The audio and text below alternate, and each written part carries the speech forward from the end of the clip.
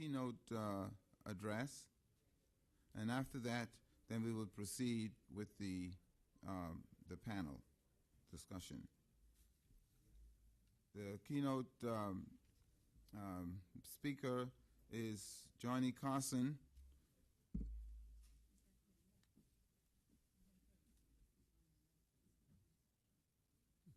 Okay, the Johnny Carson is running late, and so we will move on with our part of the show, so to speak. We have 4 panelists. I will be the moderator. My name is Gershwin Blyden, and I'm chairman of the board of the Foundation for Democracy in Africa. I will introduce our panelists. To my immediate left, Mr. Natal Alamasi. He is president of the National Association of African Catholics in the U.S. He is a capacity development and governance specialist and has worked with academia and private sector, government, and international organizations. He has a lot of experience with working with diasporal issues and activities, and is apropos for this conference. Mr. Thomas DeBass serves as the Director for Global Partnerships in the Office of the Secretary of State and is responsible for economic growth and global finance and entrepreneurship. He has spearheaded the partnership accomplishments, which include International Diaspora Engagement Alliance IDEA, Caribbean IDEA Marketplace, and Latino American IDEA Partnership, and the Accelerating Market-Driven Partnerships and Liberalizing Innovation Opportunity Nations. Mr. Mel Foote, well known to all of us, is founder and president and CEO of the Constituency for Africa. He has worked on African issues for more than 35 years. In 2002, Mr. Foote also founded the African American Unity Caucus, a broad-based coalition of African American and other Americans of African descent who led or are leaders of African-focused organizations and groups to promote Pan-Africanism, cooperation, and to link the diaspora leaders with the Western Hemisphere with the African Union as part of the 6th region outreach studies. And last but not least, we have Ms. Mariamu Amino, who is a member of the One Campaign. This is an organization that addresses global poverty and development in Africa. This organization is spearheaded by YouTube, the lead singer Bono.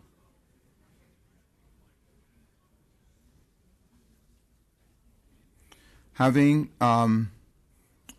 introduced the panel, we learned that the Assistant Secretary of Bureau of African Affairs is here, and I think it is timely then that we will allow him to come forward, and we will accept his presentation at this time.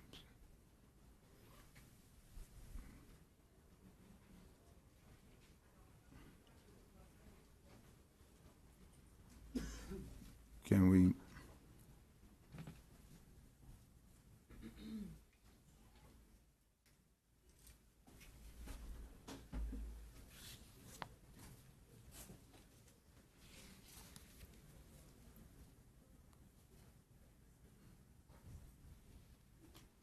This session is going to be an exciting one, and I think the 2 speakers from the previous session already gave us some idea of how the diaspora could play a role in the development of of African business activities.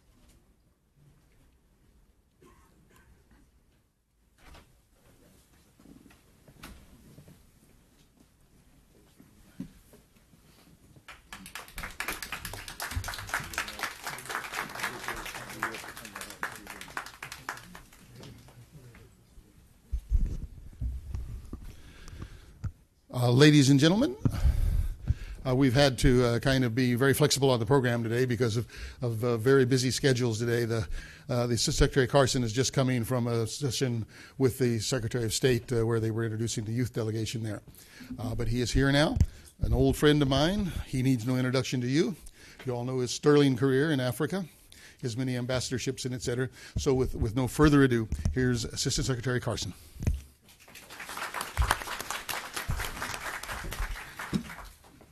Steve, thank you. Thank you very, very much for the very kind introduction, and also for the opportunity to be with all of you this morning. I start by apologizing greatly for my delayed arrival. We have many events going on in Washington this week and this very day. We have not only the AGOA Forum and the civil society event that you're participating in, we also have a large delegation of women who are African women entrepreneurs who are a part of AWEP. We are also hosting the third in a series of young African leaders forums, this one on innovation and mentoring, and I'll say a little bit about that later. And USAID is also holding two conferences with a lot of ministers, one on child health and child survival, and another one on sustainable economic development. So this is a big week for us in Washington, focused on Africa. And you are a part of that focus. You are a part of that interest. You know, I am extremely pleased to be here with you at the Civil Society session on AGOA.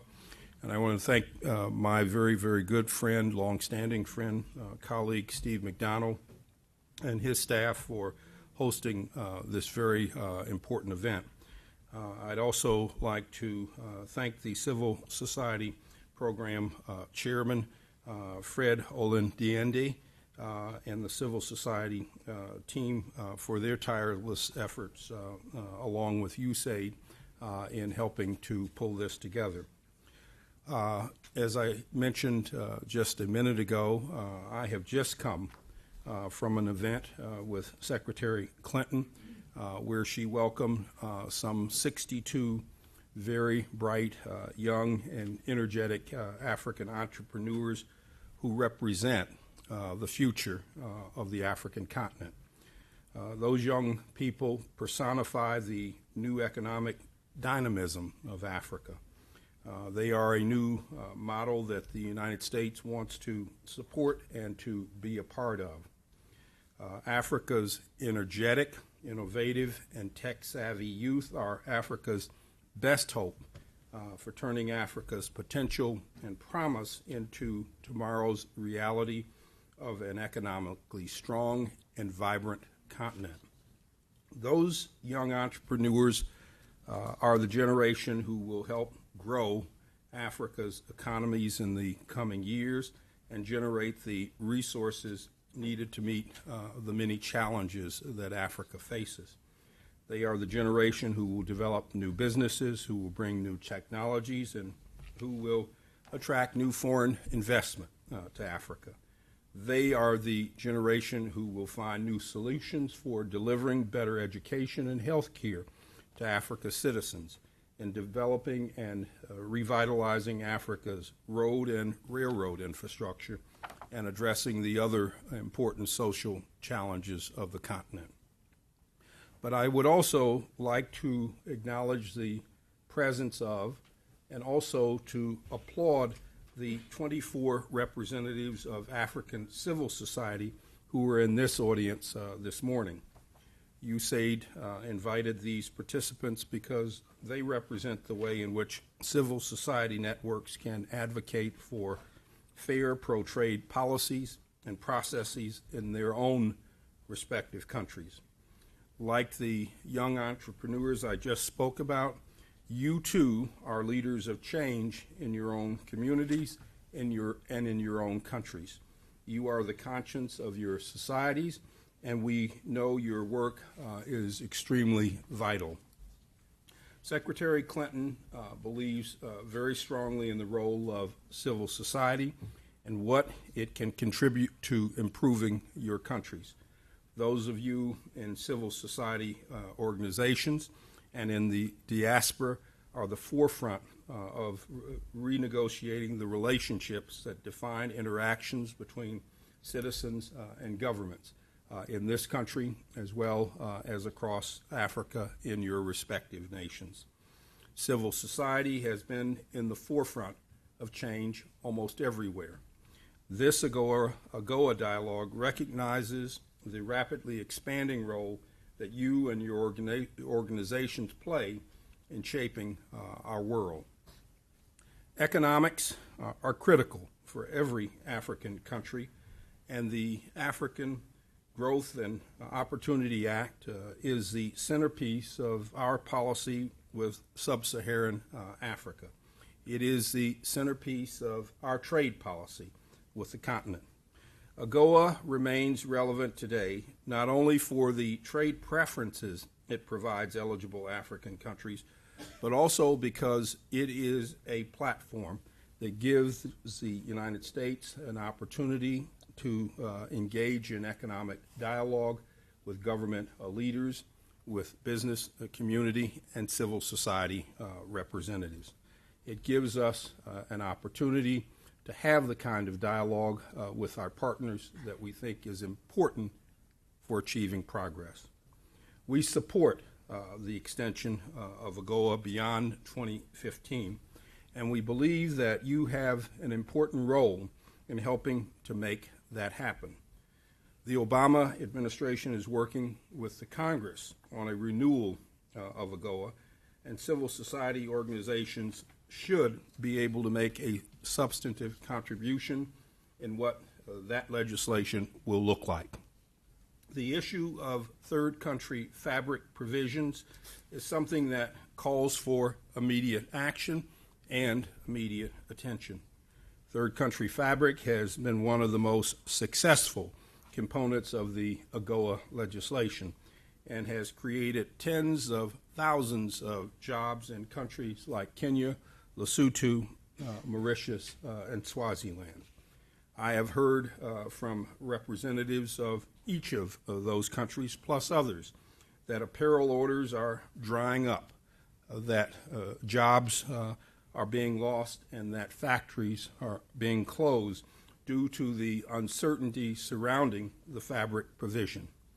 If third country fabric is not renewed soon, many of the jobs and factories that move away from Africa will never return.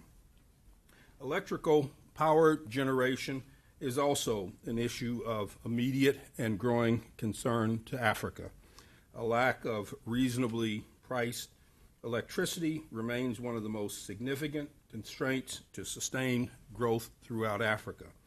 Nigeria, Africa's most populous country, produces less power than the city-state of Singapore, and all of sub-Saharan Africa produces less power than the states of California and New York. In February of this year, I led a trade mission with American companies to Ghana, Mozambique, Nigeria, and Tanzania. We met with government officials to discuss the legal and regulatory framework for investment and power generation, and to explore, most importantly, opportunities for U.S. companies to get into the market there.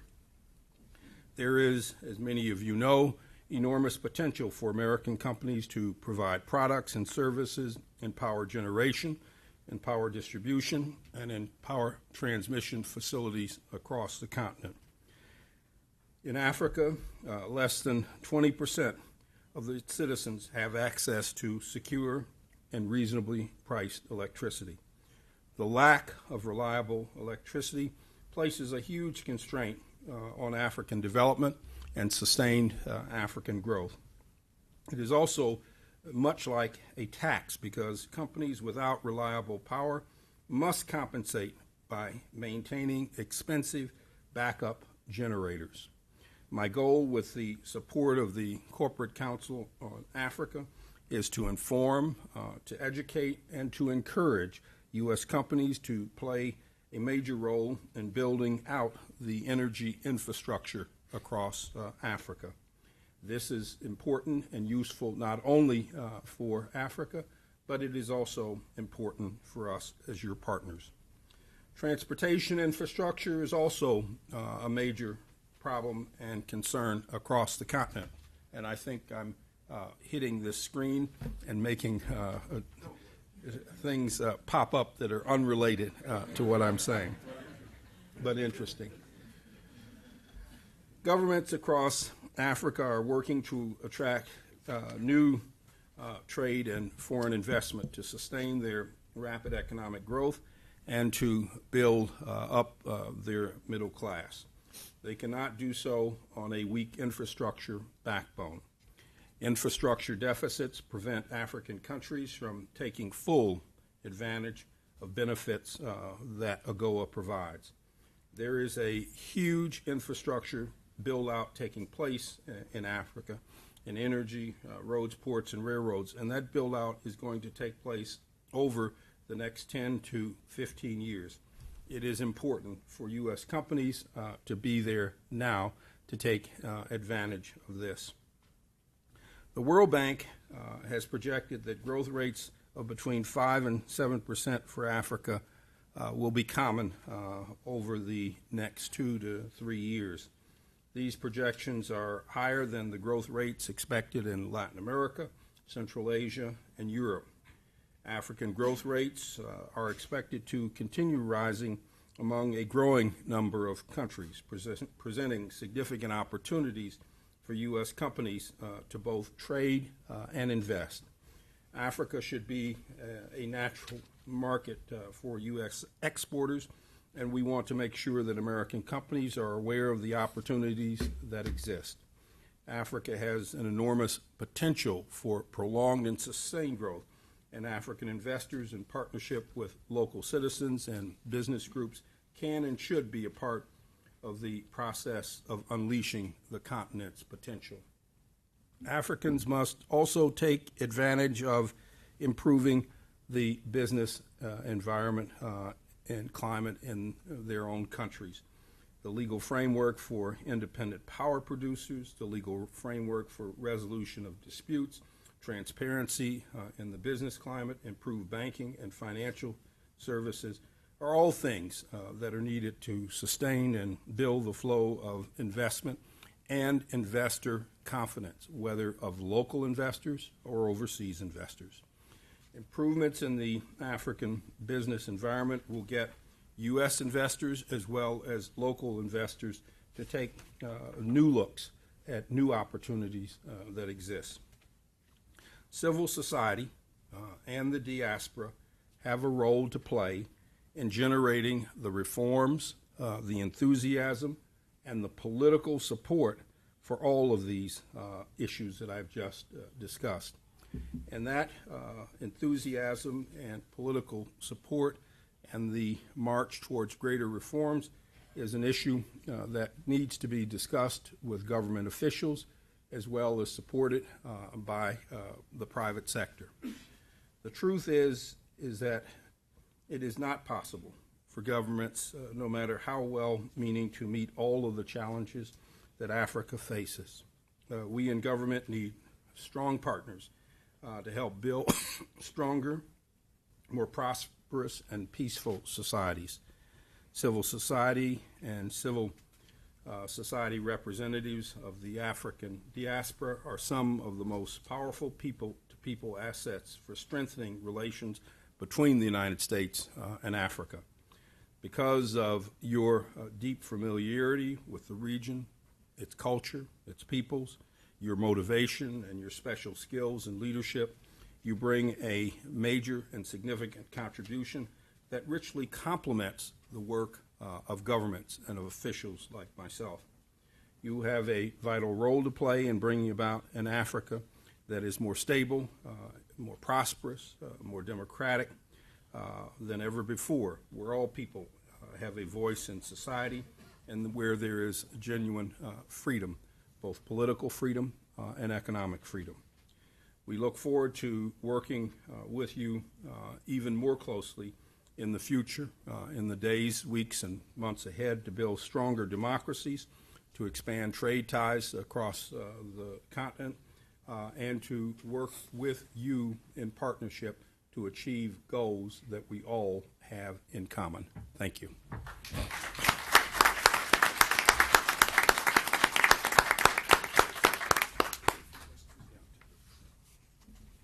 Gershwin, with your permission, can we ask the Secretary to take a few questions? All right.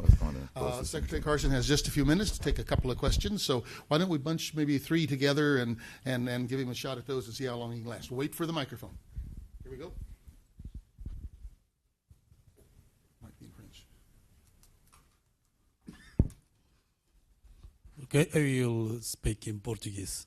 I think you have to translate it. Somebody translate. Are you okay on Portuguese? Yeah, não, pode falar em português. Posso falar? Ok. Muito obrigado. É um prazer. Bem-vindo, Thank you. Washington. Ok, obrigado. Thank you. Prazer em conhecê-lo e ter essa oportunidade de falar diretamente com I'm você. delighted to meet you, to have Sou this da Guiné-Bissau. opportunity to talk to you directly. I come from Guinea-Bissau. I come from Guinea-Bissau. Cheio de problemas. My country has many problems, really many problems. But the civil society in Guinea-Bissau does not agree with the issues that happen in our country. I belong to a network that's supported by USAID. I work in cashew nuts. I am an expert in the field. I share this expertise throughout Africa, but my headquarters are in Guinea-Bissau. It's an organization that helps, that assists, that aids, and how could that organization benefit from the support of the United States? And these organizations work not only in Guinea-Bissau. We work in other countries too, but we support the whole sub-region, all the countries that produce cashew nuts. This NGO cannot be stifled only because by others internationally, just because of the problems of Guinea-Bissau itself. It's very important to think that civil society could contribute to changing the mindset of the citizens or the government of a country. Our country, Guinea-Bissau, came out of the colonization through an armed struggle that was costly. We didn't have the wherewithal to tackle development right away. So we had a sudden independence, and many died before our independence, and therefore we had no competent people, skilled people to build the country after the independence. So what you had and have up to now is that former fighters for independence are ruling the country. So there's no path to development like that. What we would like is for the diaspora to help local associations in Guinea-Bissau, because the solution to Guinea-Bissau's problems will not come from within. It will come from without. So we think that the few of us who in Guinea see these difficulties every day, we want to cooperate with the diaspora of the country, because people sometimes leave the country and they don't want to present themselves as being from Guinea-Bissau, but it's our country and we have to find solutions to get away from these problems and to benefit everyone in the country. And I presume someone is out there translating. So, And I won't respond to you in Portuguese, but I'll respond in English. And if that's okay, I guess there's great. Let me say that I am very familiar with the very serious. I'm very familiar with the very serious political and economic problems that Guinea-Bissau faces today. Those problems have been created over a long period of time and result in a large measure from the structural inadequacies that occurred immediately after independence and have never, in fact, been rectified. Not only do we see the continuing political instability, which has resulted in multiple military coups d'etats, including two that occurred approximately 2 months ago and remain unresolved, as well as in the economic sector, which you talked about.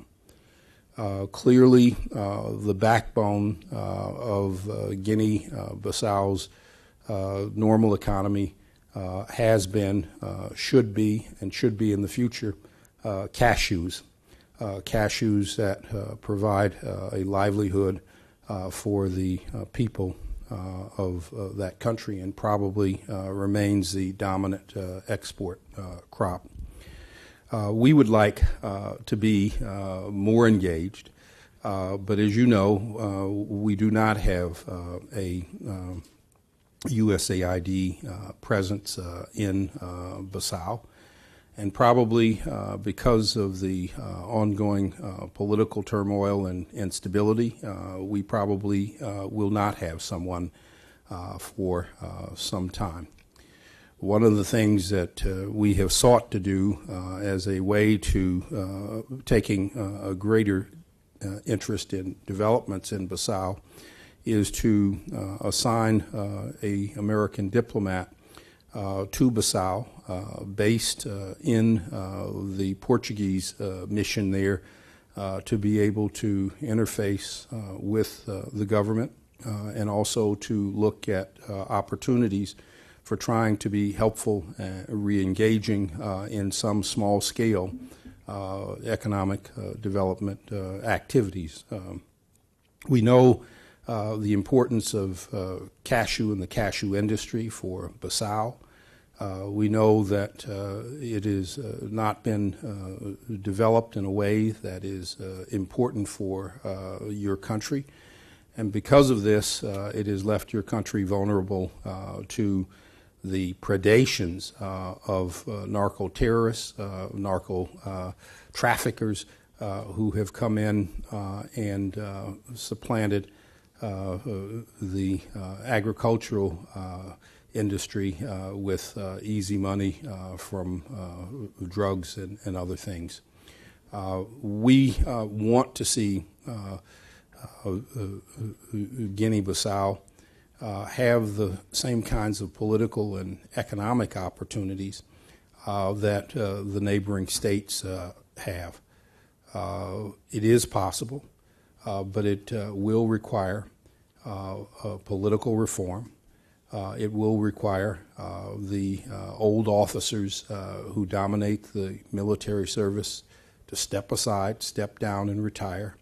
It will require a restructuring of the military, and will require the reinstitution of democracy. If those things can be done, there is hope for not only Guinea-Bissau's cashew industry, but also promise for the other important crop that could be grown there in large quantities, and that's rice as well. This probably is not entirely an answer which is useful, but I hope it does reflect the ongoing concern that we have about developments in Bissau. a country which is relatively small, but a country like all countries in Africa, very much on our global radar screen. Well, you've only added to your legend with that fluency in Portuguese, I'll tell you that. Okay, we'll take two more questions, the two gentlemen I see right here, and we'll take them both at once and have the Secretary respond. Thank you very much, Secretary Carson, and it's a pleasure to have you here. Unfortunately, the sector I represent from Ghana is the manufacturing sector, and it's a sector which is usually forgotten. People don't remember that there's a manufacturing sector in Ghana, and normally, or in Africa for that matter. And when you talk about policies and programs for Africa, some of the very programs which are meant to help Africa sometimes hurt the manufacturing sector. Give you just a couple of examples. Recently, Bill and Melinda Gates Foundation are doing some good work in malaria prevention in Africa. But the net effect is that African manufacturers of anti-malarials are being thrown out of business because the drugs are coming in free of charge. And when we look at energy generation and transmission in Africa, particularly in Ghana, we've had a lot of help, some through the Exim Bank arrangements, and manufacturers in Ghana who make the kind of things I make, electrical cables, electrical conductors, are being squeezed out of our own market because the money comes in from places like America and the goods come in from America, forgetting that there are actual manufacturers in Ghana, in other parts of Africa, who can also mix some of these things. So what we'd like to have you do is that in making these arrangements, and really should be the responsibility of our government, but they are so happy to have American Exim Bank put in $500 million or something. They forget that in the process, they could be taking the market away from their own homegrown manufacturers. Could you please look at us too? Thank you. Let me, if I could, and then a good question. The desire of all of our economic policies, whether they are trade-related or development-related, are to strengthen the backbone of what exists in a country, not to destroy it, not to weaken it or to take it away. But let me talk a little bit about energy and say that the demands across the continent for energy are so great that there should be room for partnering with new entrants into the market and using local suppliers and partners to do things with. I hope that when our folks were in Ghana, that we had an opportunity to talk to you, because American companies need to work with companies like yours that are on the ground, particularly in the energy sector. But the demand is extraordinary. The demand is absolutely extraordinary. And I would say that if General Electric or one of the other major American companies coming in to do things in transmission and generation and others, that they would look for local partners. They would look for local suppliers like yourself. Because I think you and the American companies and the American government should all be partners and allies. Partners and allies in pushing governments to reform the regulatory systems that preclude the growth of the energy and transmission sector.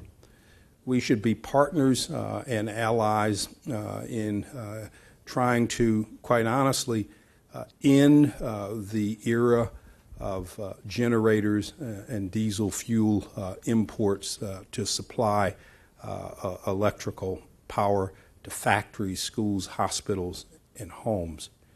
We should be partners in saying that we can all do better Those of us who are promoting economic change, those who are in the business of promoting and selling electrical power, if we can provide electricity and power to all of Ghana's 30 million citizens at sustainable, low, and reliable costs, and not just to the few who have money to buy a big generator and to pay the high cost of recurring diesel fuel import prices. What we want to do is say that it is better to give us all less expensive and reliable power than to allow a small elite who have contracts to import the generators on sole source contracts and who can control the diesel fuel imports to sell these things only to a small number of people at high cost. We should be partners in the reform process. We should be partners in pushing, as civil society organizations do, for things that are going to change. You should be partners in bringing others together. And when we go out, we are trying to not only, as I said, educate, inform, encourage, nudge American companies to take a look. But as they do, we're saying take a look at the African innovators and entrepreneurs who are already in the field. They can give you a local insight, local understanding, and they're your natural collaborators and partners in doing things. But it is about trying to open the process up and not about keeping it narrow. The figures with respect to electrical generation, quite honestly, are appalling. And as I said, you can look at that. Ghana has, I think, a special opportunity over the next decade and the next decade and a half to substantially transform itself from what it is already as a relatively successful country and a strong democracy into something which represents a new level of African success and sophistication. No question about that. It can, in fact, use the enormous oil wealth which is already starting to emanate from the Jubilee field to transform itself. But there is a critical choice to be made for Ghana and others. And I'll say it very clearly here. And that choice is to go the way of a Nigeria, with all due respect, and it is the most important and significant country in West and most of Africa, and a very strong partner of the United States. But its oil industry has not been handled to the benefit of its citizens, its economy, and the stability in the Delta. It can go the way of Nigeria and have environmental degradation, significant oil bunkering and theft, conflict with local communities, and a misuse of oil revenues. Or it can go the way of a Norway, where you have seen unprecedented development in education, in healthcare, in jobs, and in economic progress and political stability. Oil came to Nigeria, and the agricultural sector collapsed.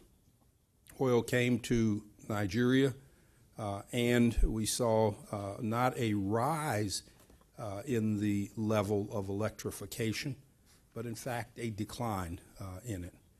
I think the country has 4 oil refineries today, and only one is working part-time.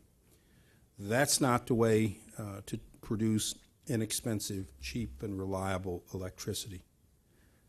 Ghana has a chance to sustain its very rich and important agricultural sector. It has an opportunity to continue to develop out its transportation sector. Takoradi will always be important not only for you but for the hinterland as well, countries above you and around you. But you can do that, but you cannot let oil supplant what you already have. You must allow the agricultural sector to build out not only for just provision of sustainable food, but for growing an agricultural industry. And you must continue to keep those things which you have strong moving forward, while at the same time taking advantage of the enormous oil wealth that you have coming on stream to produce cheap, reliable power. Just think of how many cables and how many wires you can sell if you're selling it to 30 million people as opposed to 10,000. Okay, we have the one last question here, and let's. We are getting very short on time. We're collapsing this. We're really pressed on time, so let's make it short. Thank you, Secretary Ambassador Carson, for your very good insights. I have a few questions. My name is Vincent Mugwai. I'm a delegate from Tanzania. Not necessarily a few questions, but I'm going to all put them all into one. The first one is a lot of people are concerned that there's a possibility that the AGOA initiative might not be extended. My question is, I would like to hear from you about whether or not, this is true, because we have been talking over the last few days about the benefit that AGOA has, brought to Africa, and specifically the expansion of trade over the last 10 years, which actually went 4 times more than it was before. And if it will be extended, I would like to hear from you about whether or not it will be expanded, including more products than the products that qualify now. And secondly, whether or not countries that qualify, the number of countries that are eligible is going to be expanded to include more countries than we have now.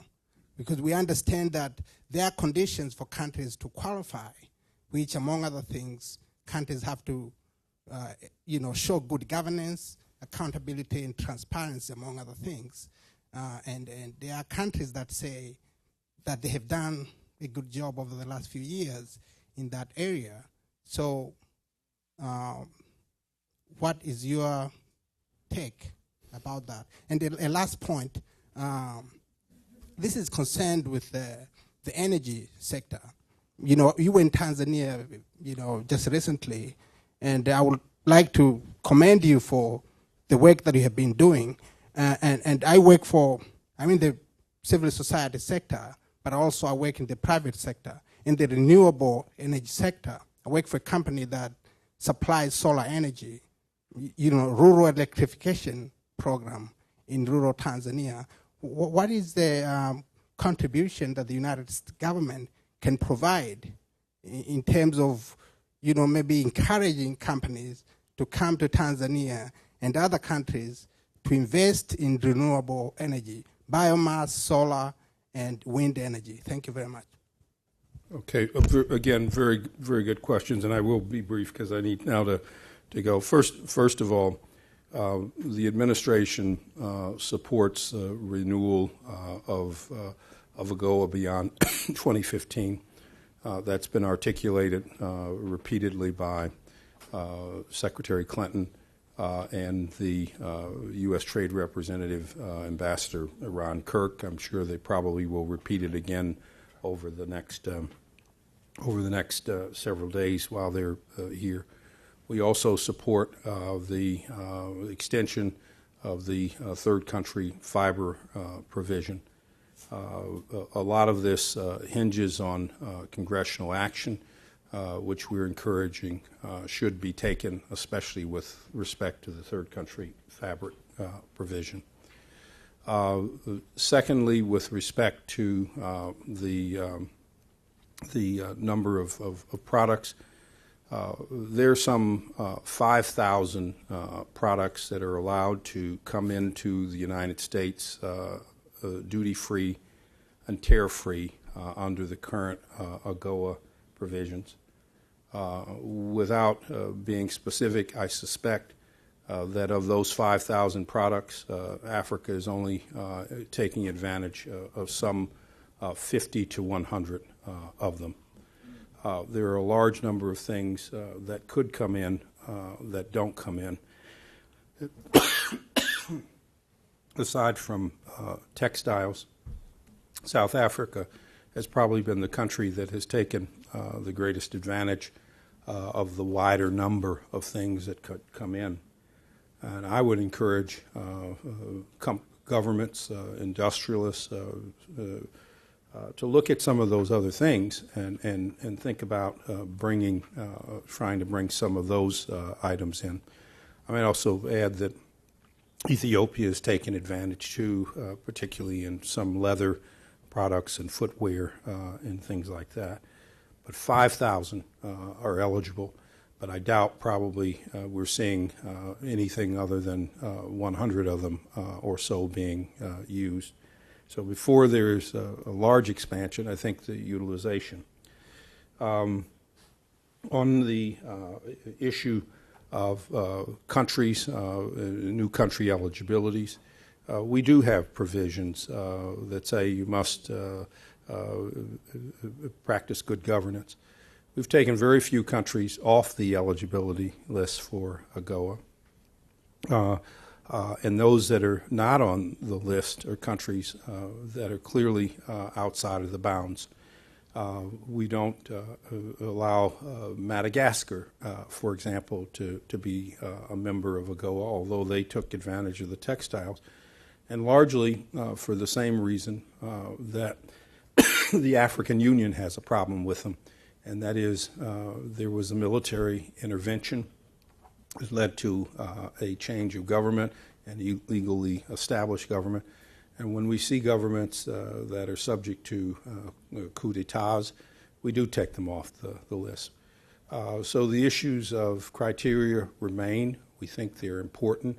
And we have a vast majority, at least in sub-Saharan Africa, countries on that list. And we actually don't see any major reason for trying to change it. Last issue on issues of energy. As I noted to you, we organized in the Department of State, and I stress in the Department of State, a trade mission on energy to Africa this past February. It's something that we continue to focus on.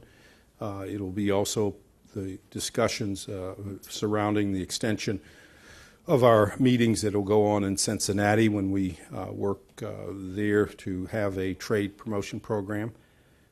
We think it's important. We're encouraging American companies to look at solar, wind, hydro, geothermal, as well as other more traditional forms of energy generation. And we think that both the Export-Import Bank and OPIC do have programs that can support and sustain these things. But this is where, again, the diaspora and where local communities come into account. They must encourage governments to undertake regulatory reforms and to put in place those kinds of rules and regulations which encourage, if not incentivize, people to come in and do things. It is, in fact, a relationship, a partnership, a dance, and there are, in fact, two partners in it. And it's important for governments to also do the kinds of things that will attract foreign investment, that will attract these kinds of incentives as well. And that's important as well. There are trade-offs out there that can be made, and I won't get into them here and right now. But the continent is energy short in a situation where it has enormous energy sources and potential, not just oil, but hydro as well, and solar and wind. All of these things could help transform not only the energy map of Africa, but help to catalyze and move forward on a more sustainable basis the continent's long-term economic growth. As I said, we've got individuals here in this audience who are from civil society. We've got some 61, 62 young African entrepreneurs over at the State Department. We hope that the role that you play here in this audience, that the role that those young entrepreneurs and innovators play will help jumpstart and catalyze the kind of change which is required to give the progress that we all seek. I'll stop there. Steve, thanks. Okay. Secretary Carson, we thank you very much on behalf of Fred Oladinde and the Civil Society Network, the Woodrow Wilson Center, and with the sufferance of Gershwin's panel here. So thank you very much.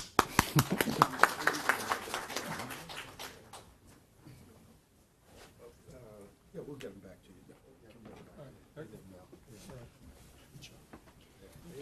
How are you doing?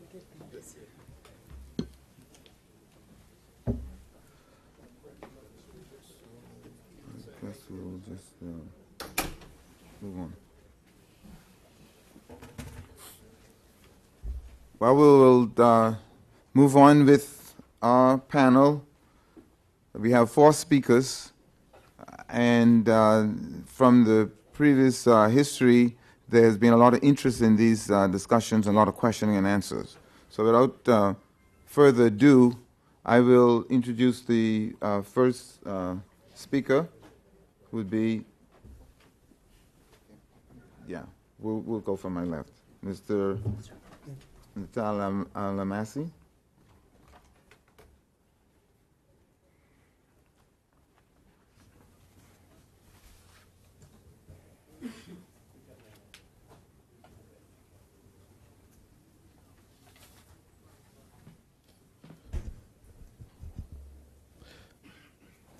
Well, somehow I was under the impression that the honor of the first speech was going to go to Mr. Thomas DeBass, but it's okay. Actually, we can change because she might be able to. It's okay for me. I mean, but what do you think? That yeah. Okay.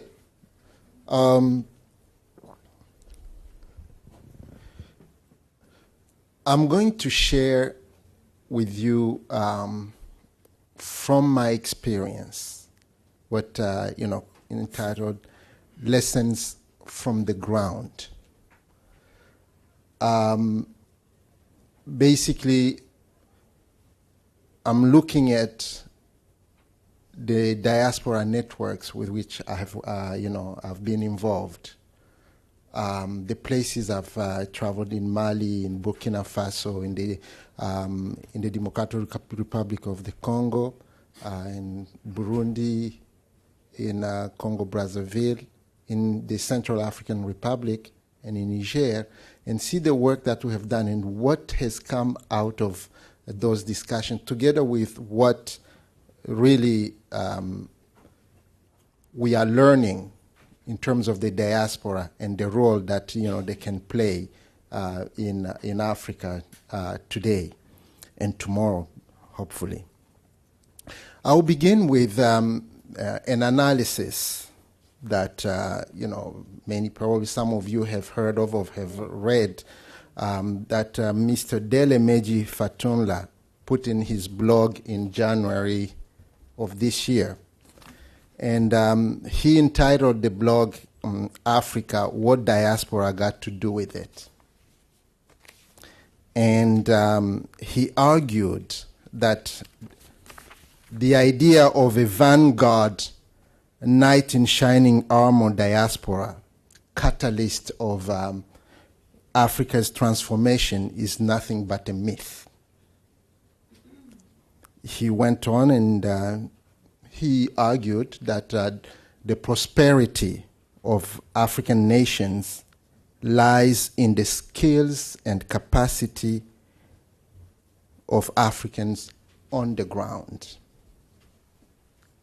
It was provocative, and although I still continue to think it's provocative, it's not my intention to critique Mr. Fanula's take here. Sorry for those of you who relish a good fight. But in this particular case, I would hope that his take drives home for each and all of us some of the realities that many of us will encounter on our journeys, and probably make us think a little bit. The first question that brings to me is, what's the African diaspora? Really, we have to start defining that. And the first thing that I would say here, the African diaspora is not monolithic.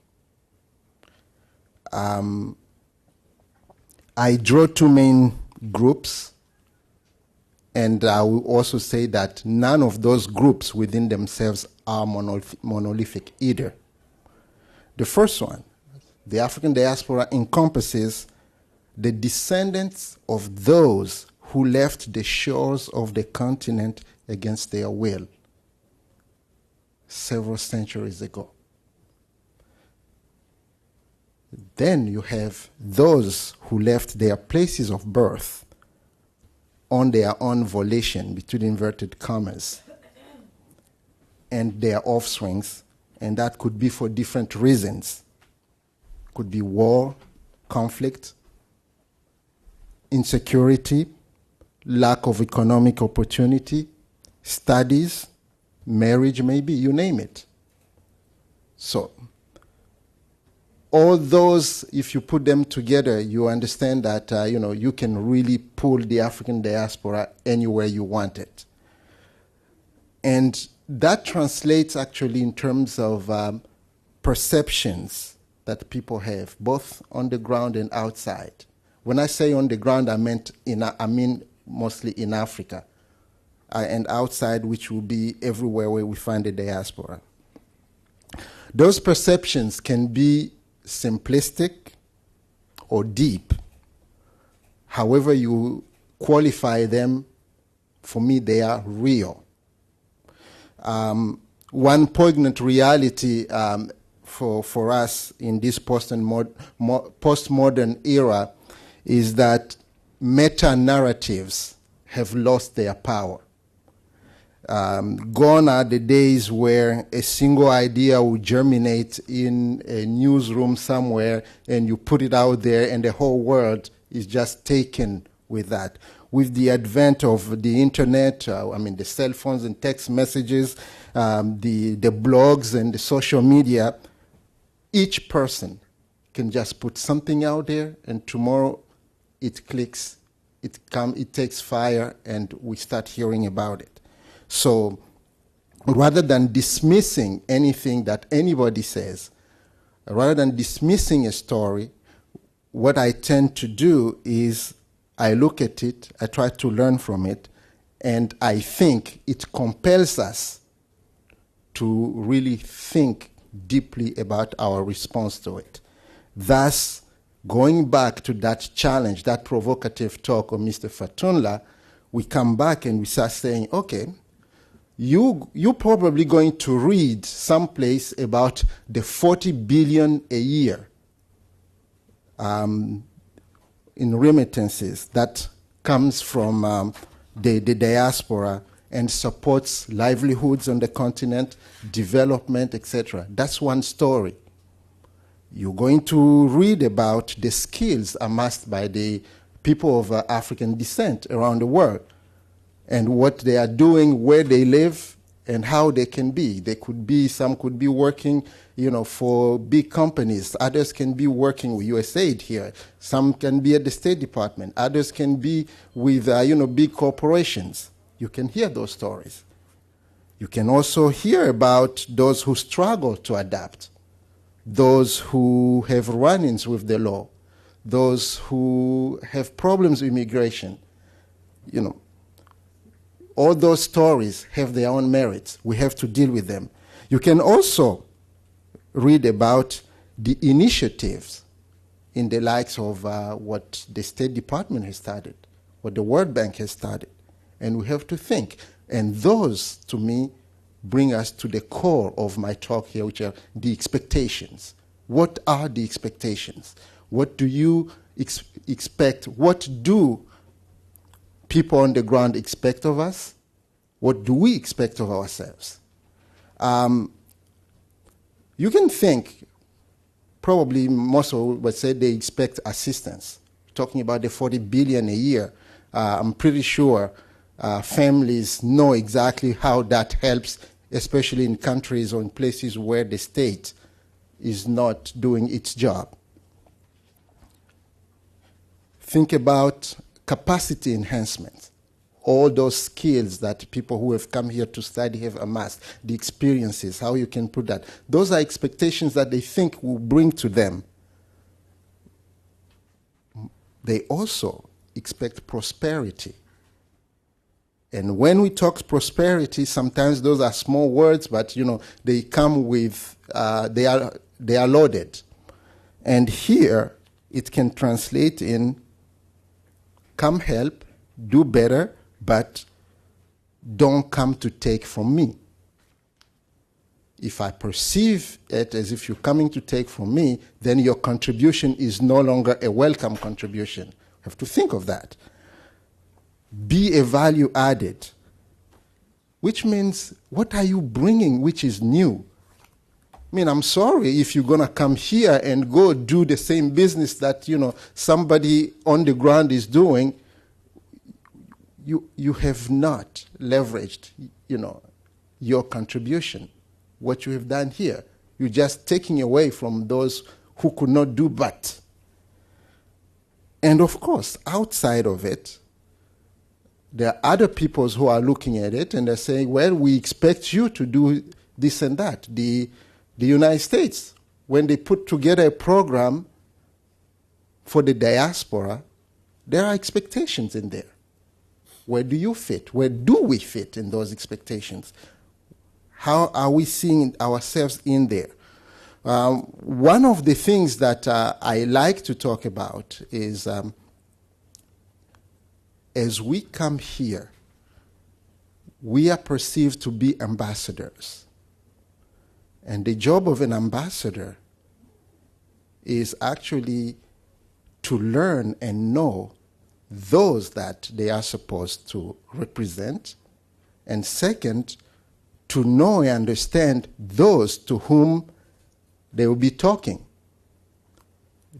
If we do that very well, then maybe we're going to play the role. Unfortunately, you know, this role that we like to call culture brokers, and you know, have made many of us Samba Diallos. I don't know if in here we have some people who have read the book by Cheikh Hamidou Kane, The Ambiguous Adventure, L'Aventure Ambiguë in French.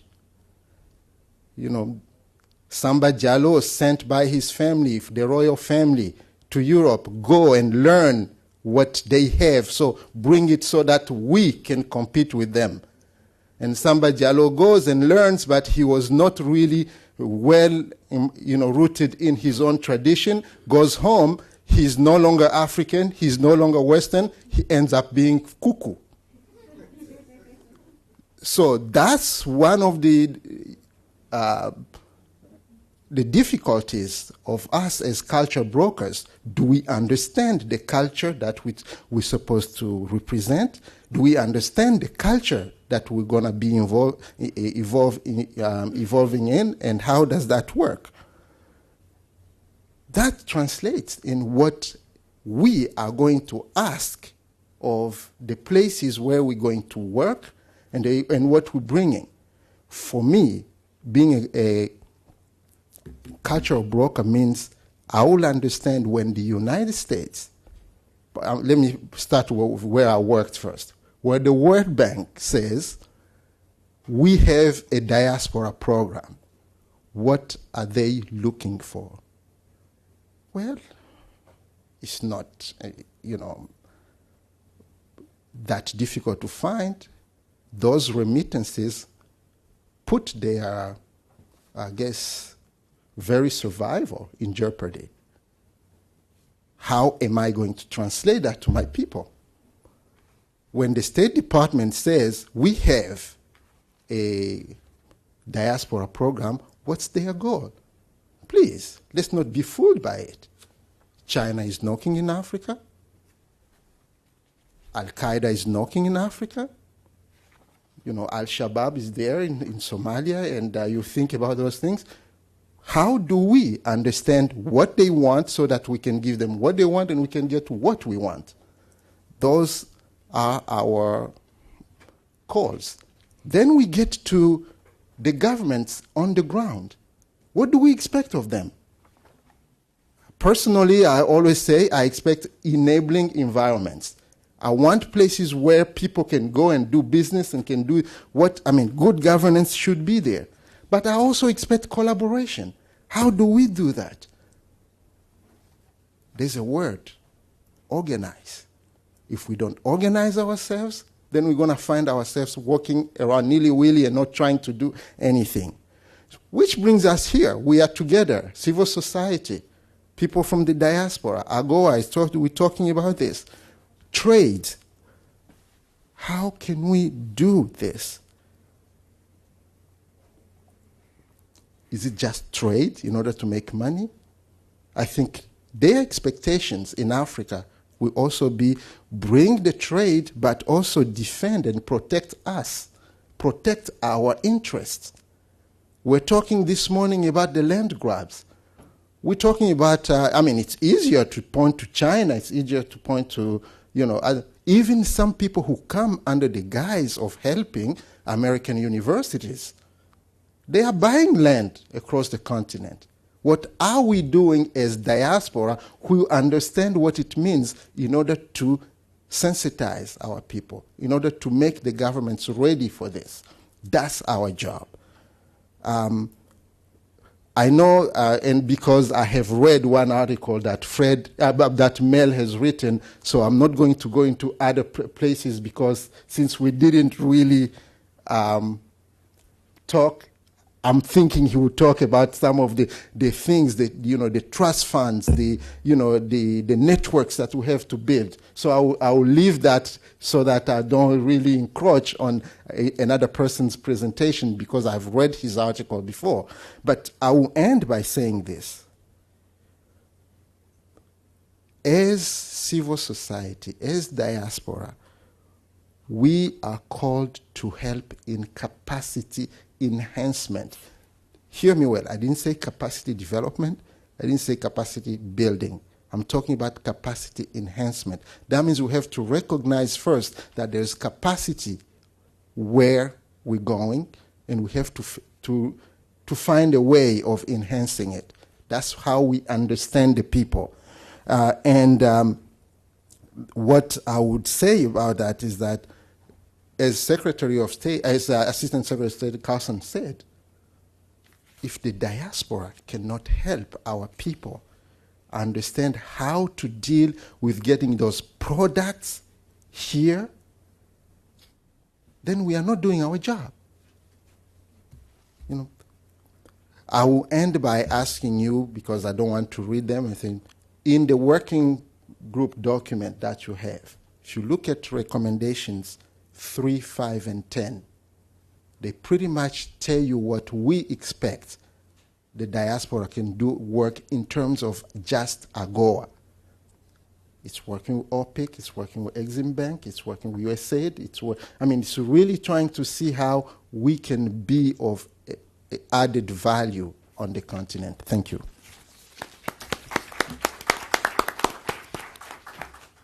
We move on with the next presentation, Mr. Thomas DeBass. Again, we're going to try to truncate the presentations to allow everybody to get in and to allow for a question and answer period at the end.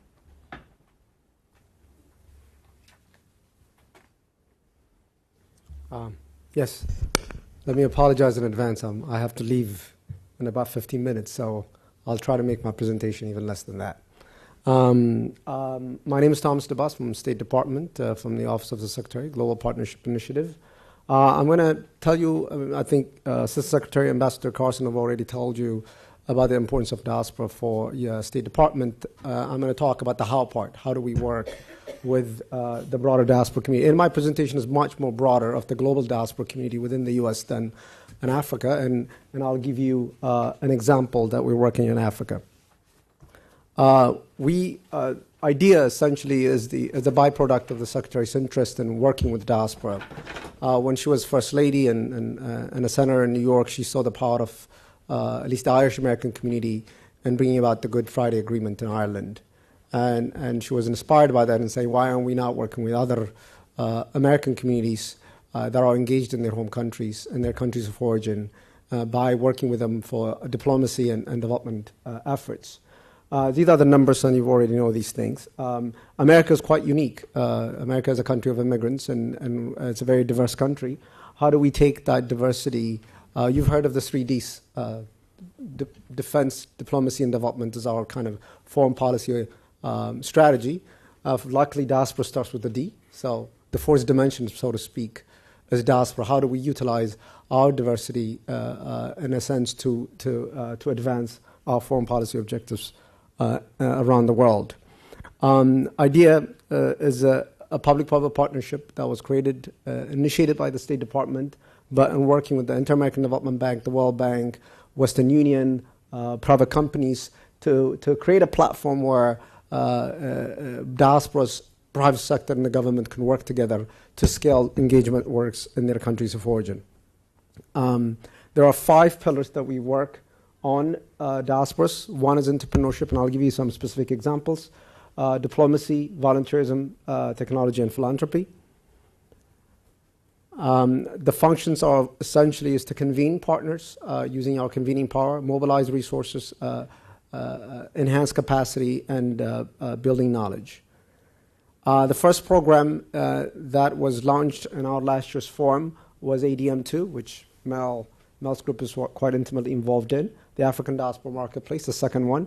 Actually, the marketplace is happening now July 22nd, if I'm not mistaken, at George Washington University. It's a partnership between USAID, the Tony Alemu Foundation, and Western Union. Essentially is a platform that challenges African diasporas to come up with enterprise ideas to implement in their countries of origin. The second one that we did, inspired by that program, is we did it from the State Department. It's called the Caribbean Idea Marketplace, which is very similar to the African one, but this is focused on the Pan-Caribbean community that resides not just in the U.S., but in Canada and the UK. It has all the UK government, the Canadian government, the US government, OPIC, Digicel, and Scotiabank. The partnership is actually unfolding as we speak. The deadline to submit, if you know any Caribbean diasporas, please do let them know to go apply at caribbeanidea.org if they want to implement projects in the Caribbean. The next one that we're going to launch probably in July is the La Idea, which is the Latino American Idea Marketplace, which is a partnership with Univision, IDB, and the State Department and OPIC. And I know I'm going fast, but I'm just trying to save over time. Next is we did a forum, a very specific country, Tunisia, as you know, the country that started all the Arab Spring. The Secretary asked us to convene a meeting that brings the Tunisian American community and the broader American community to increase trade and investment between America and Tunisia. And we put together a partnership forum called Tunisia. Luckily, USA in the name of Tunisia resides in it, USA. So we created this platform where Americans and Tunisians can come together and work. And about a couple of specific franchising deals came out of the forum. The other one we did, quite exciting, was the White House runs this program called Champions of Change program, where they highlight heroes in American communities, and they bring them to the White House. And we partnered with them for the first time to do a diaspora Champions of Change last year. Actually, the beginning of the year, January 30th, We brought 14 leaders from the Horn of Africa. Now, it was so successful from all the Champions of Change the White House have done. That one, which was mostly focused on diasporas, was the widely watched on YouTube and social media. And they saw the power of the diaspora. Now we're partnering with them to do the Caribbean and Latino diasporas during probably the end of July. So that's one program that we've done. The key convening part that we do is the Secretary's Global Diaspora Forum, which we did last year in 2001 in May. I don't know, some of you in this audience might have been there. But the second one now is happening is July 25 and 26. It's a partnership between USAID and the State Department. So if you want to attend it, please go to the website www.diasporaalliance.org, all one word, and you'll be able to get an invitation to come attend the forum. And so the GDF essentially is the Secretary's initiative to engage diasporas on a wide variety of issues, mostly to do with socioeconomic and diplomatic efforts.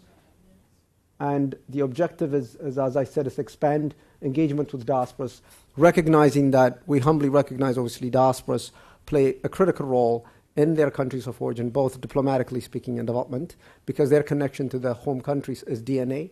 And as you know, DNA is unbreakable. It's quite sustainable. So how do we tap into that type of affinity?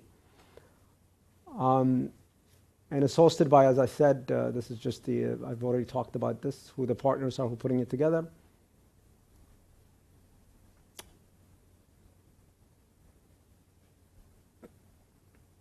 And this year's theme is moving forward by giving back. It's focusing on technology, how technology is empowering diaspora engagement in social entrepreneurship, innovation, and philanthropy and volunteerism.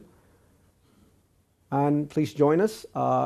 As I said, the website is there, or email us at diaspora@state.gov, a very simple email. And we'll make sure that we'll get you an invitation. And it's first come, first serve. So make sure that you send it to us soon.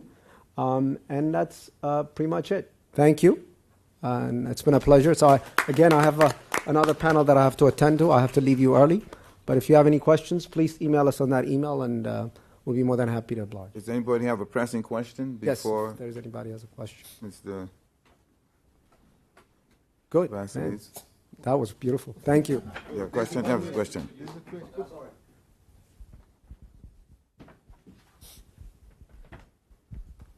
Thank you very much for your presentation, and also Tal for your presentation. Tom, can you share with us exactly how can diaspora organizations in Washington engage with your office, and how also what is your office doing in terms of providing support for some of the activities that diaspora groups here in the United States are working on? Okay, thank you.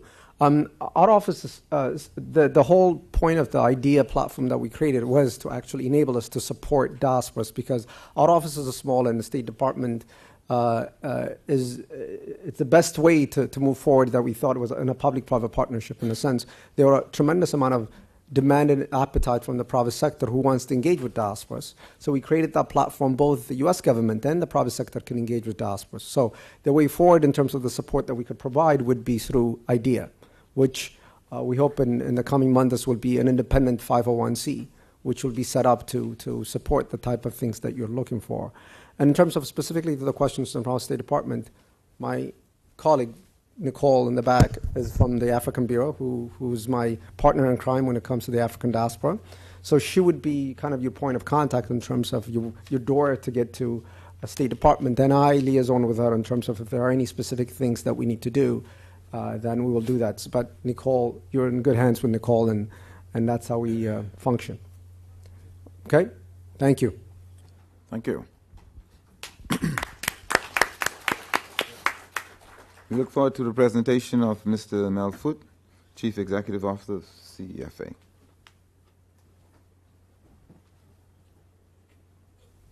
Okay. Good afternoon. Good afternoon. Good afternoon. Right here. First, I want to thank Fred and the organizer of the Civil Society Forum for the Africa Growth and Opportunity Act conference. Fred is an old friend of mine, and we've been working on this stuff for a long time. For me, it's wonderful to see the interest in the landmark legislation of AGOA continuing both in the United States and in Africa. My organization, the Constituency for Africa, was involved from the inception, 2000. We did a lot working with Mike Williams, who was then the Chief of Staff for Congressman Jim McDermott, and Rosa Whitaker, who was then the Assistant Trade Representative for Africa, to promote the AGOA.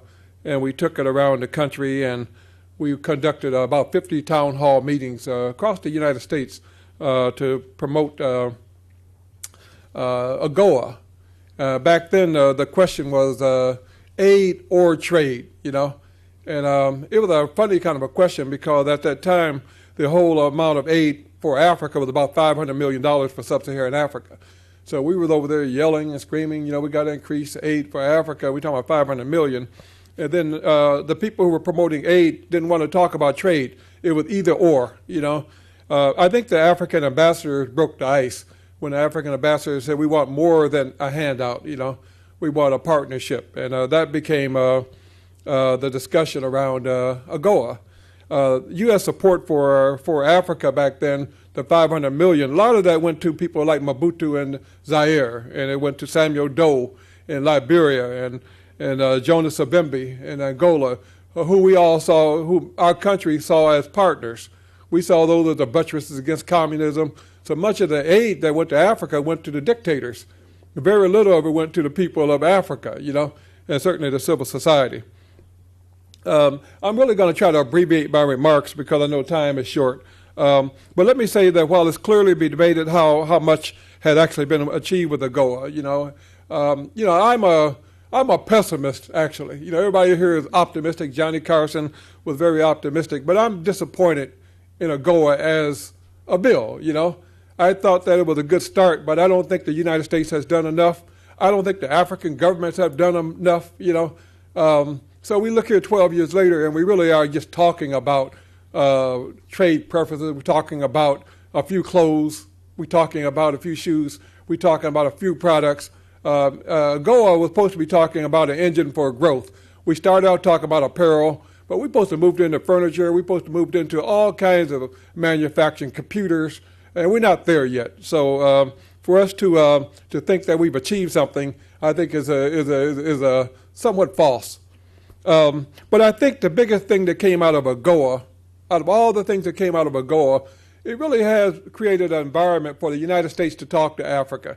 Every year we got to have a conversation. The first year there was a lot of hoopla, Colin Powell and all the big people coming along.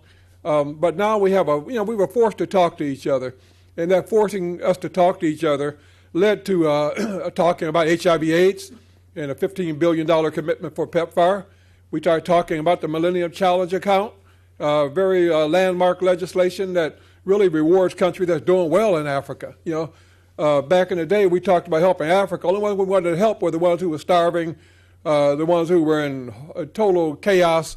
Should we drop some food from the airplane? But nobody was talking about helping Botswana, Nobody was talking about helping Cape Verde or countries that are doing well, And so MCC came along because we started to talk, So AGOA really, while it hasn't done what I wanted it to do in the area of promoting a trade platform, it has done a lot of good in creating an environment for the U.S. and Africa to talk. Now, let me say that Africans in the diaspora, we've come a long way in this discussion about trade. When you look back at the 1600s, 1700s, 1800s, Africans were the commodity. They were trading us, They were trading us. We were the trade, trading us so we can plant crops, plantations, and throughout the United States and the Western Hemisphere. Many of the countries in Europe and the Western Hemisphere were actually built on slave labor, So when we think about the progress that's been made in America and Europe, all these Western economies, it was because of us, right? So we shouldn't lose track of that. 2 weeks ago, on May 25th, which was Africa Day, I was privileged to attend the Africa Union's Diaspora Summit in South Africa. And, let me say that it was an awesome, historic moment, Kwame Nkrumah, C.L.R. James, Padmore, Blyden, all of these guys were smiling. Leon Sullivan, they were smiling at that summit, The Diaspora Summit was a culmination of over 10 years of planning to constitute the Africa diaspora as the sixth region of Africa. And following up on the resolutions presented in 2003, the Africa Union wants to tap into the resources of its diaspora and increase cooperation between African governments and external partners. Over 940 million people of African descent live across the diaspora, stretching from Brazil to Nicaragua, to Jamaica, Great Britain, France, Canada, Norway, Cuba, Trinidad, Costa Rica, Germany, Middle Eastern countries, and across the United States and many other countries in the globe. Many of these countries were present at the Diaspora Summit in South Africa. So I spent my time talking to the black Cubans, the Nicaraguans, the Brazilians. You know, there were black people in places I didn't know there were black people. You know, Australia, you know. So, you know, as a Pan-Africanist, very powerful moment. More than 20 African presidents, scores of prime ministers, foreign ministers, and parliamentarians were present at the summit and deliberated and came to agreement on the strategy and program for engaging the diaspora in the formal process of the Africa Union. The summit was historic in many respects. Now, to jumpstart the Diaspora Summit agenda, the African heads of state have agreed to establish 5 legacy projects, you know, and we're in the process now of shaping these projects. But there's going to be an announcement soon about these five projects. And let me tell you what they are. You know, I'm not supposed to tell you. It's supposed to be a secret. But the first one is an AU Diaspora Volunteer Program to associate the diaspora directly and urgently with the development efforts on the continent and give concrete meaning to the concept of one African family. So there's going to be an African Diaspora Volunteer Corps, you know, a chance for diasporans to really contribute their talents back to the building of the continent. The second one will be an African Diaspora Development Fund and Remittance and Financial Institute.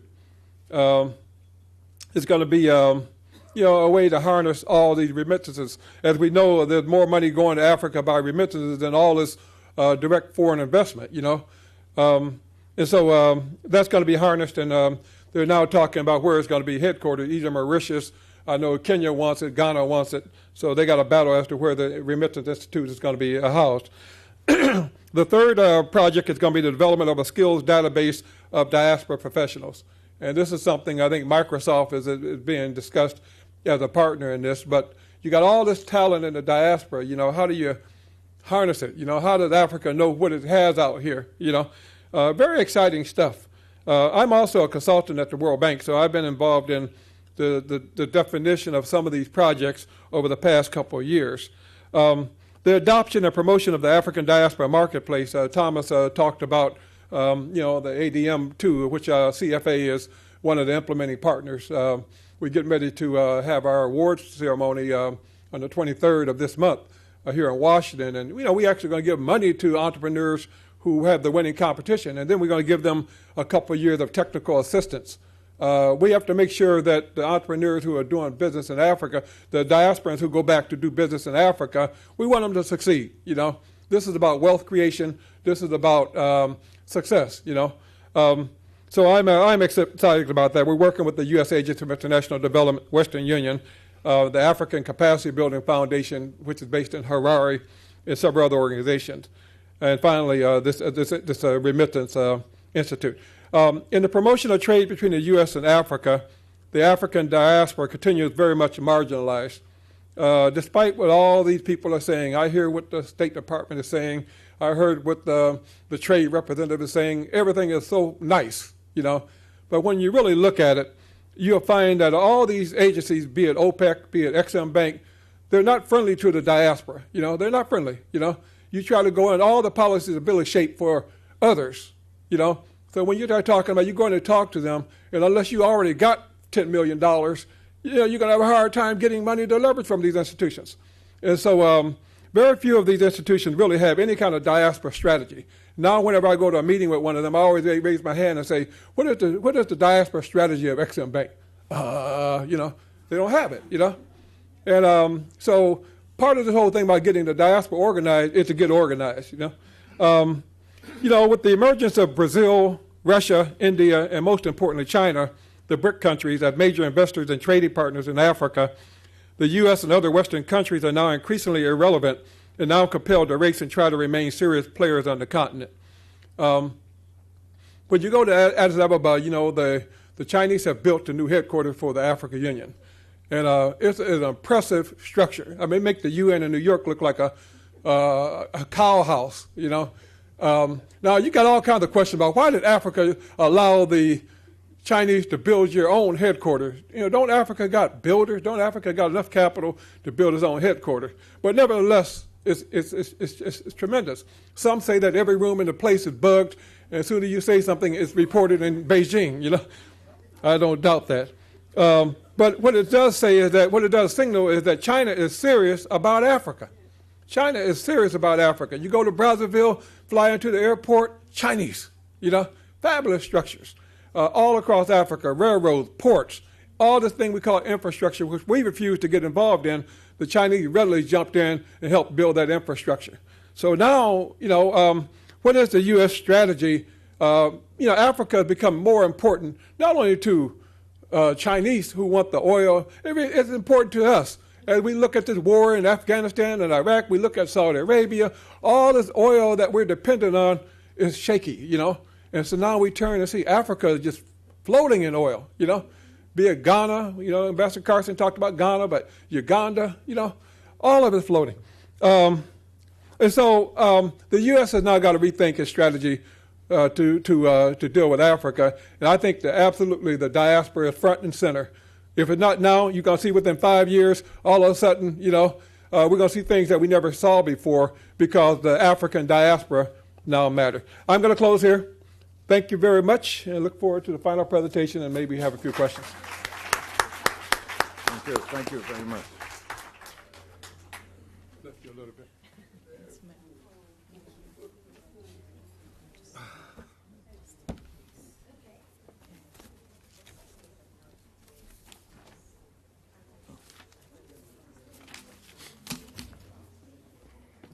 I should have gone with my first impression. Let me go first. Which one? Is this yours? Yes.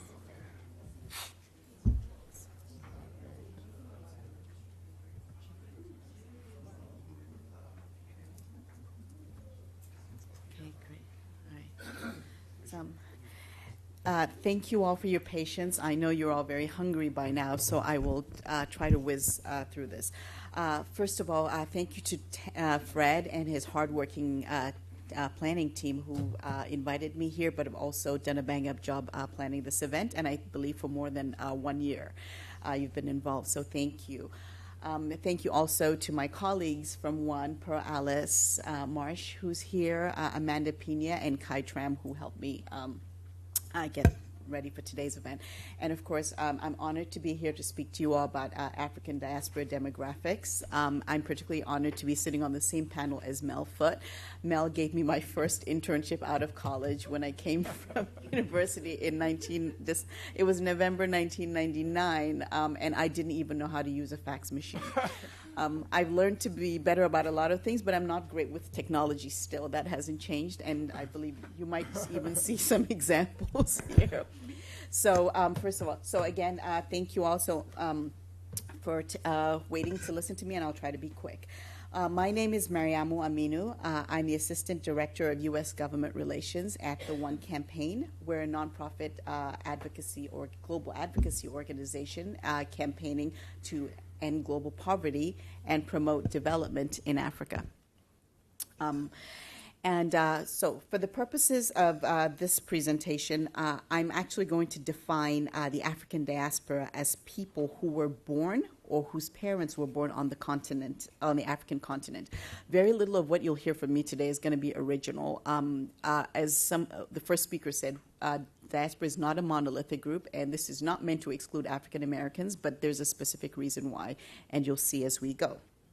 So, just quickly, over the last decade, the African diaspora has emerged as a distinct group of individuals and communities in the West who are or could be significant political and economic actors in bilateral relations.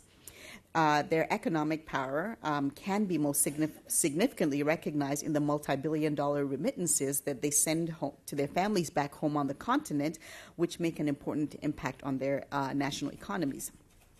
The potential of this diaspora, again, you've heard today, has been recognized in government policy through the African Union's 6th region, the World Bank's Diaspora Initiative, USAID's African Diaspora Marketplace, the State Department's Partnership Program, and the White House's Champions of Change program. Now, here's where I have a problem with the way we think of the diaspora. We do engage and talk about harnessing the potential of the African diaspora on so many development initiatives on the continent. What we don't discuss is the one thing they most have in common, regardless of their nationality, level of education, geographic location in the United States, and to a large extent, their age. And this is their vote, the vote that African diasporans have here in the United States. They represent a poorly tapped resource in our efforts to build a constituency for Africa here. If properly harnessed, this constituency could be developed and deployed as strong advocates for international trade and international development programs. The tools you use to lobby for defense and for teachers and for schools are the same skills you need to lobby for diaspora. So if they can do it, why can't we? Just to, again, give you another form of illustration, if you think about the pro-life voting bloc or the community here, if you're not right on pro-life issues, if you're not against abortion, they do not want to know what you have to say about defense, about border security, about classroom sizes. They just don't. So similarly, if properly harnessed, the African diaspora ultimately can make investment and bilateral relations with the continent their number one voting priority. Think also again about the Irish and Jewish communities here. If you're not right on peace in Ireland or the Middle East in the way they interpret it, they do not want to hear what you have to say about climate change at all, or Dodd-Frank, whatever. So with that, I'm going to go into the data, and again, try not to fall asleep. Okay, so this presentation I fondly call, it's called the advocacy potential of African diasporans in the U.S. I like to think of it as where my Africans at. So according to the Census Bureau, there are 2.7 million people in the United States who identify as African diasporans. And I know my fellow Nigerians here will say, no, there are 5 million registered Nigerians. I'm not going to quibble with you, but this is what the census says, 2.7 million. And you will see here from this chart that 7 states in the United States actually account for more than 50% of the diaspora. California is 11%, New York 9%, Texas 7%, and decreasing there as you go. What we can see from the next slide here is that the majority, the Nigerians and Ethiopians make up the largest group with 7% and with 9% and 7%. But in localized areas, there's a surprisingly strong showing from Somalians, Liberians, Cape Verdeans, and South Africans. For instance, I polled my colleagues across one, and nobody got this question right. The largest population of Africans and what state, in any single state? In absolute terms, it is Cape Verdeans in Massachusetts. Nobody knew it over there. Okay, you knew. But what's also interesting is that 2/3, 59% of this total number do not specify their nationality.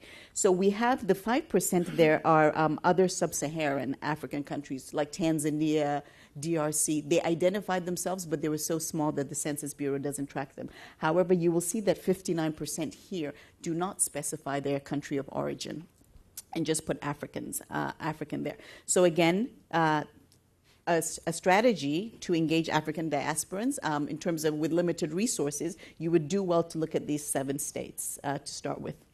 Then the other thing we learned is that, of course, these folks started to move into the U.S. post-independence, with the exception of the Cape Verdeans, who've been coming here by boat since the 1920s, but largely came post-independence 1960s, and a large amount came in the 80s and 90s. And, of course, 62% of the diaspora population has at least an associate or college degree, and a significant number have, about 1/3, have a graduate degree. So now slide 3 shows that African communities, African diasporans tend to congregate around cities and in pockets of nationalities. Some are political immigrants, refugees, or the U.S. government design. When during the Somalian crisis in the 90s, the U.S. government brought a large number and put them in Minnesota. There's some in South Dakota and various pockets. You will see here that we try to organize them by city. I'm sorry, this is not bright enough for you to see. Again, the unspecified Africans are a huge number in each city. However, if you look at New York City with nearly 200,000 registered diasporans, I'm not talking about undocumented people, they're the largest number across the country. It's the largest city. Los Angeles has 125,000 diasporans. However, that's just one city in California. Overall, California is the top with 11% because there's San Francisco, there's San Diego, San Bernardino, San Jose. There's a lot of cities with large populations of distinct populations of Africans in there.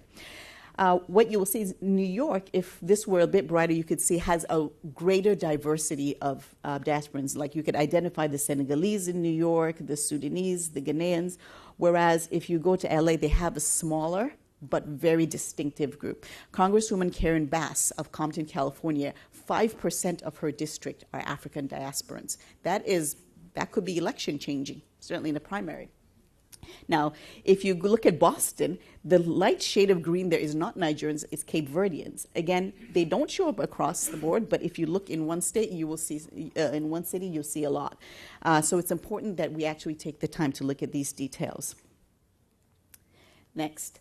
So what to do? Case study. Why should we care and why should we think about African diasporans in the political context with respect to AGOA?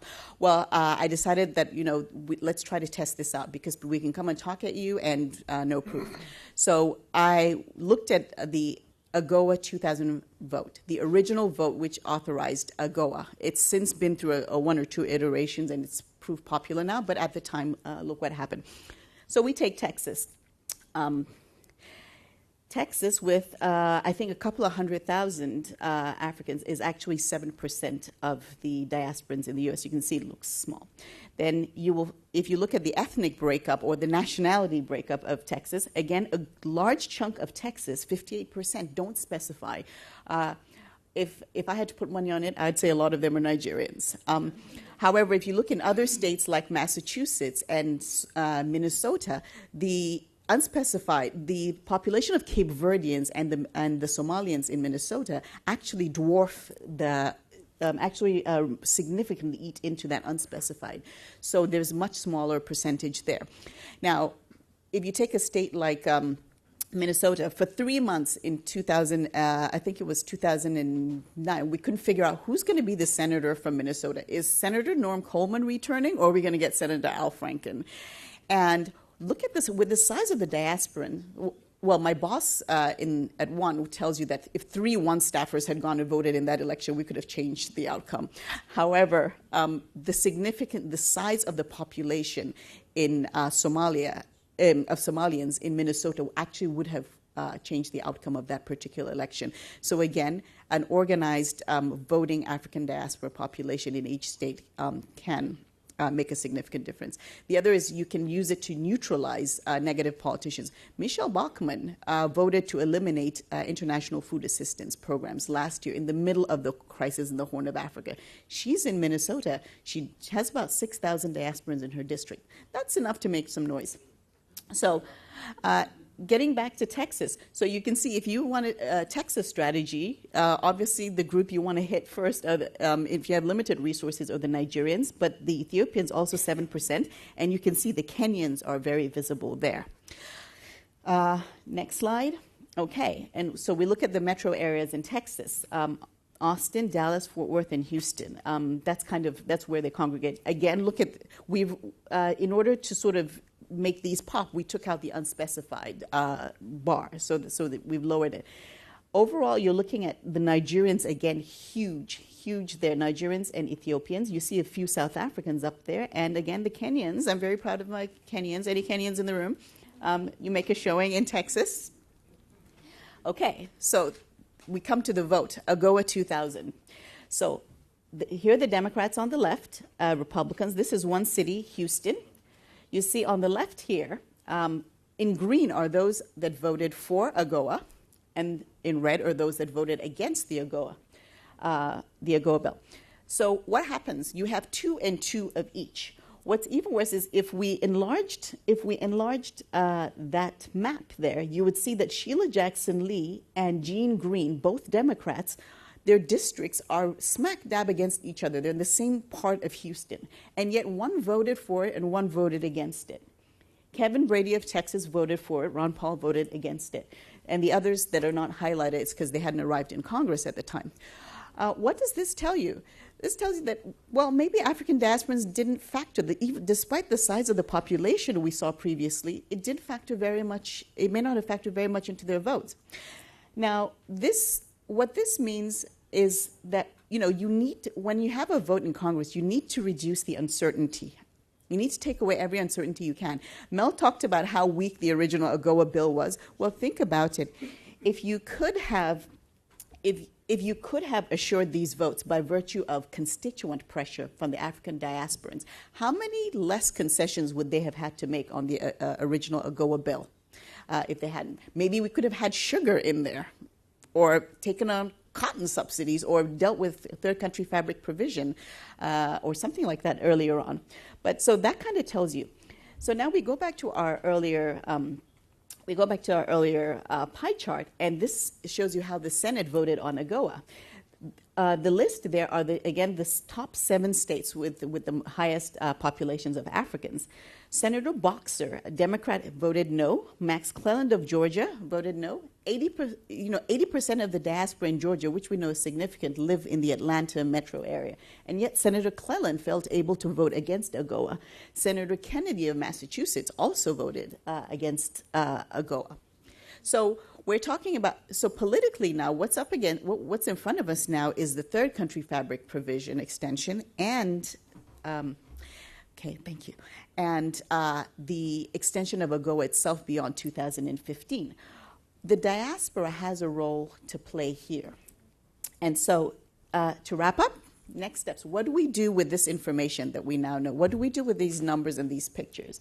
Well, first of all, you've heard organize from at least 2 other panelists. We've got to organize, we've got to organize, we've got to organize.